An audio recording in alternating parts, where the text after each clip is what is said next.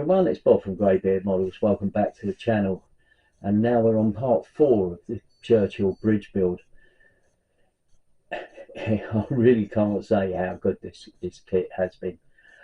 It's been a really interesting build. This particular episode is a bit longer than I normally do because I try and keep everything under 10 minutes. But this has got far more in it because there's longer sequences in it. And I've tried to do some stuff on camera, which is a first. Yeah, I'm going to have to apologise because I've tried to film some of the stuff as I'm doing it. I know there's some of the footage where my hands are in the way, and it's been awkward to do that.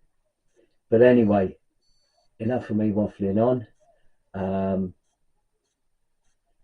Let's get over to the bench and have a look.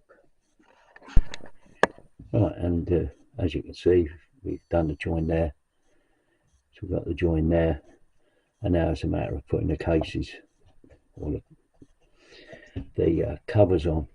One of the beauties of this track assembly is, of course, if you're not having the covers on at all, then you can see the whole track's top and bottom, which is really quite cool.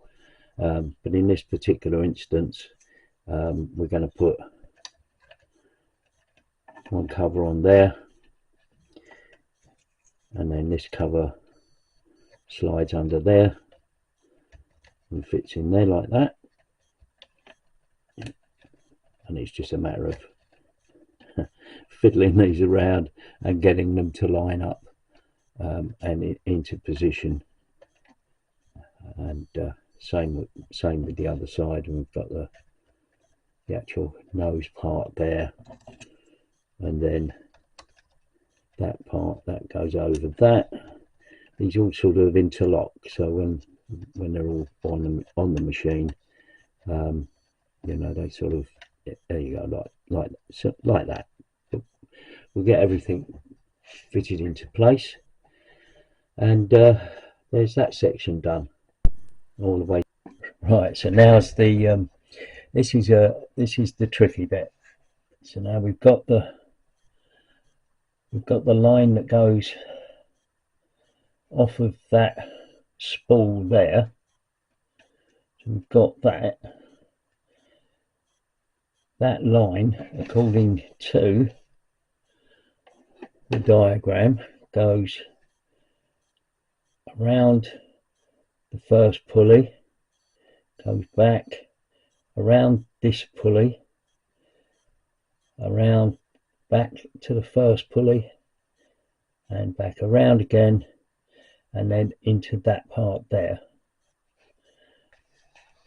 So what I'm calling the, let's get this part. So what I'm calling the first pulley is that bit. So this is the part in the diagram that's here, and I'm trying to do this, the diagram there and that there. To be honest with you, I'm not going to be able to do this on camera. I know I'm not, because it's going to be extremely difficult to do. So I don't know, you know, whether I can, whether I need this pulley here to be wound back. I think I probably do, rather than have miles of line coming out. So I think what I shall do is take this,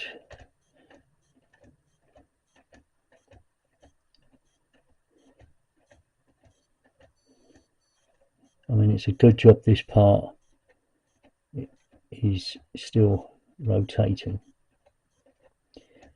And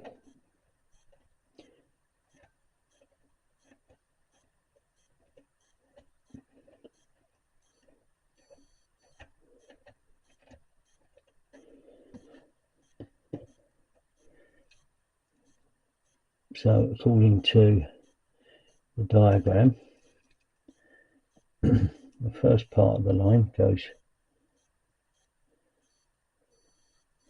through there,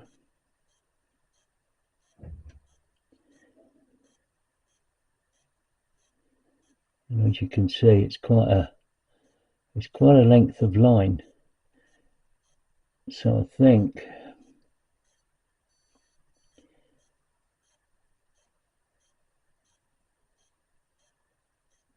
will that come back? Right, so if I leave that there, then the next part of the line goes through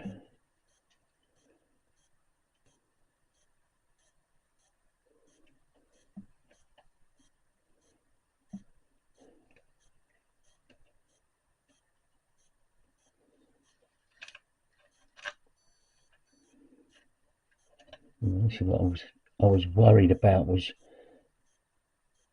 these spare pieces of line just sort of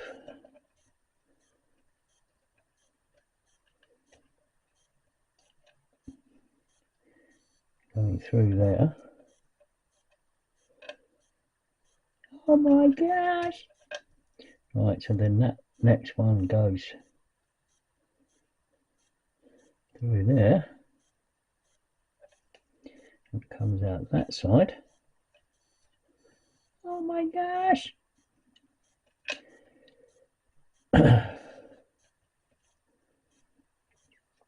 Don't know if Mark from Montana or Charlie Mack are watching. Do you think rigging an aircraft is tricky? Well, at least I do. This is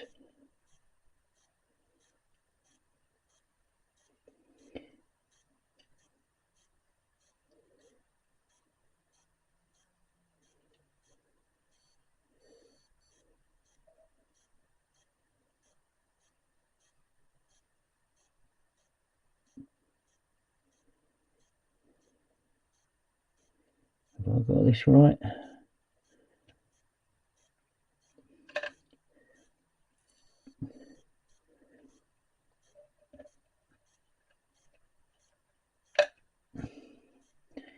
And this goes through. I've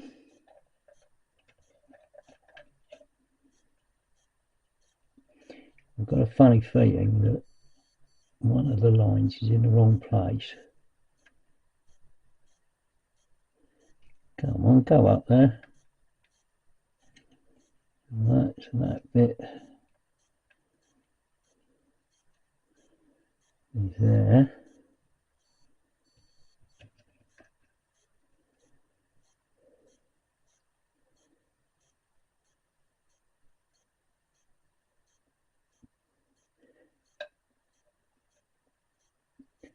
Yeah, I think this. Oh,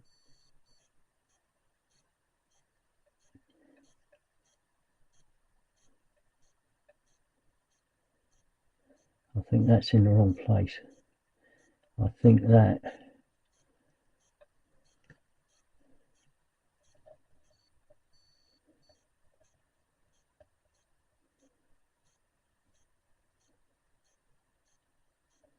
instead of going over the top there, should have gone underneath.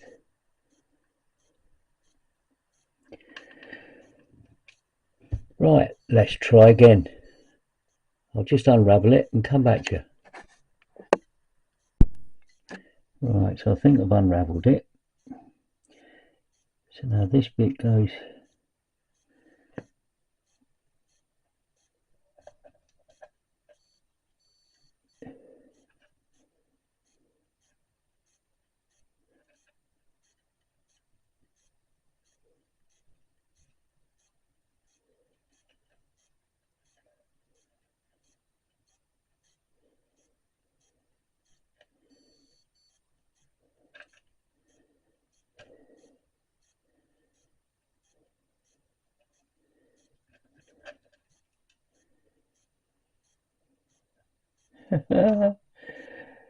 gosh. So if I've got this right, all this goes over there like that, and this bit comes off there,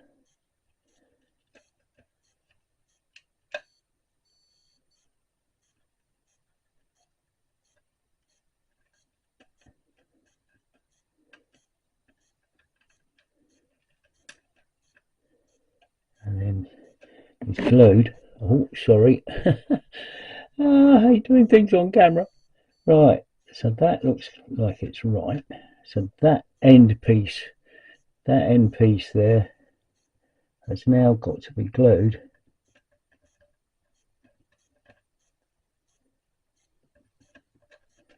onto that.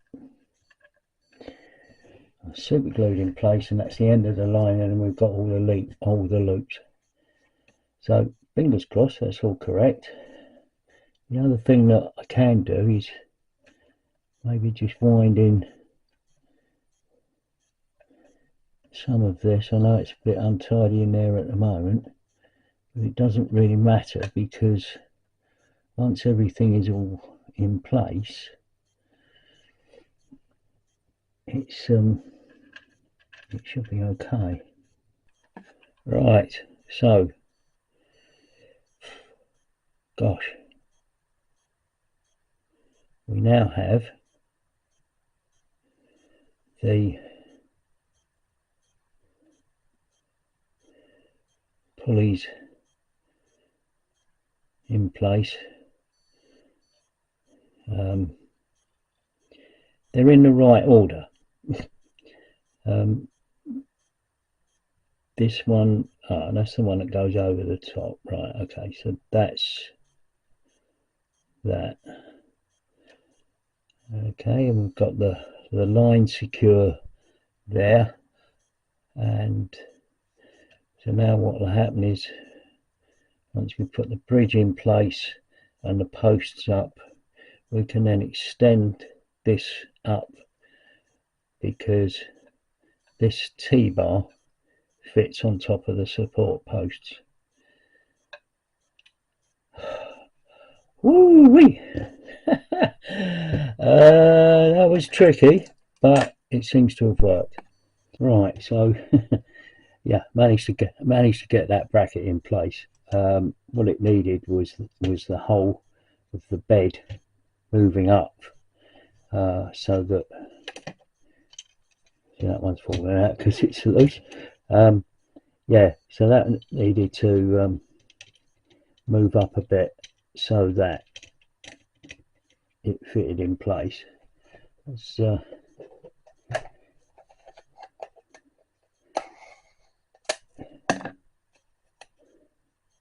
just hold that in place for a bit. Stay there for now. Go on. Right. So yeah, so that, now that's a pivot point, that's the strong. I really